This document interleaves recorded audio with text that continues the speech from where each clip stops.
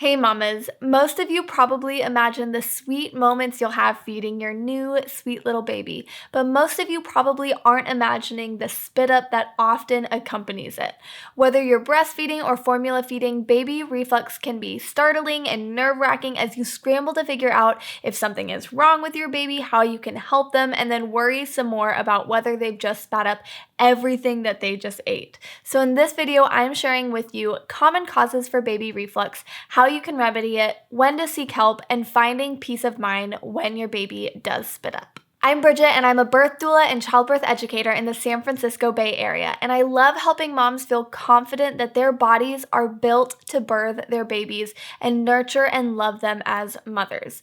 If you're new here and want to stay informed, empowered, and encouraged through your pregnancy, birth, and motherhood, make sure you subscribe to this channel and hit the little bell so you don't miss any of my future videos. So babies don't do a whole lot. They eat, they sleep, and poop, and when one of those things is off, then a big part of their life is out of whack. And as a mother, yours is too, because you're trying to figure out the answers to what's wrong.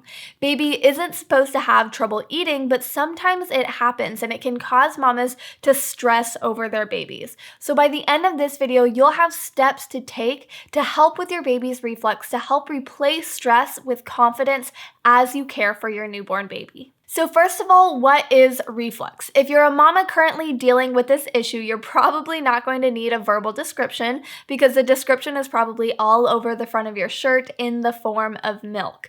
But for those of you who don't know, infant reflux occurs when food backs up from the baby's stomach, which results in them spitting up. Now, babies spitting up is very common. It's just something that babies do. This kind of reflux is called gastroesophageal reflux and will usually resolve itself when your baby is between 6 to 12 months old. So what might be causing baby to have reflux?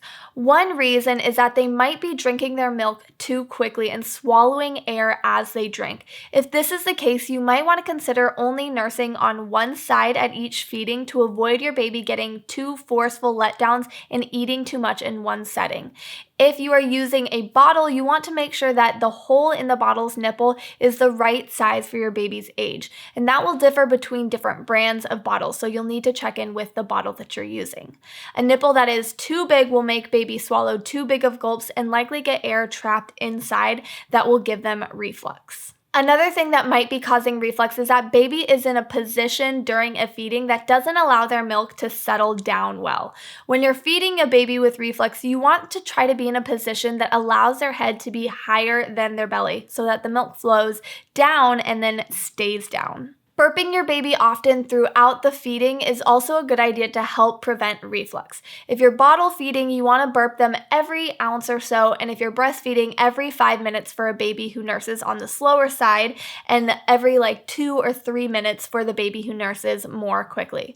So sometimes frequent burping does the trick to help them slow down as well as release any swallowed air and avoid that big spit up at the end of the feed. Now I want to show you something that might help give you a little perspective on how much your baby is actually spitting up. Usually when your baby spits up a lot or vomits, your first reaction is, oh my gosh, that is so much spit up, they must have just thrown up everything they ate. Then you're worried about if you should feed them some more right now because they have to be hungry still, but what if that upsets their stomach and more worries? Mamas are worriers, but this helped me get a lot of perspective on how much my daughter was actually spitting up. Alright, so this is a tablespoon of water, and typically your baby will eat anywhere between 3 to 8 ounces at each feeding in the first year of life.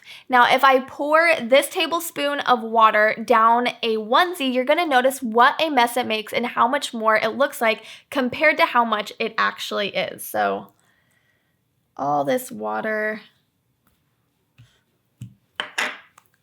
So you might look at your baby's outfit and feel like they spat up their entire last meal, but they probably only spat up far less than what it actually looks like. And as far as feeding your baby, it's best to go off the cues that they are giving. If they seem to want more milk right away, you can offer it to them, but if not, you can certainly wait until they're a little more settled and telling you that they're hungry again. Now, sometimes babies who are frequently vomiting are noticeably uncomfortable and have difficulty eating and are struggling with weight gain pain may have what is called gastroesophageal reflux disease, or GERD, which is when certain muscle fibers that act as a little door that opens when food goes down the esophagus into the stomach and stays closed to help food from coming back up aren't fully developed or becomes weak or relaxes when it shouldn't, which results in that door opening up and allowing that food to come back up the esophagus, causing that reflux that your baby is having. Now, according to the National Institute of Diabetes and Digestive and Kidney Diseases,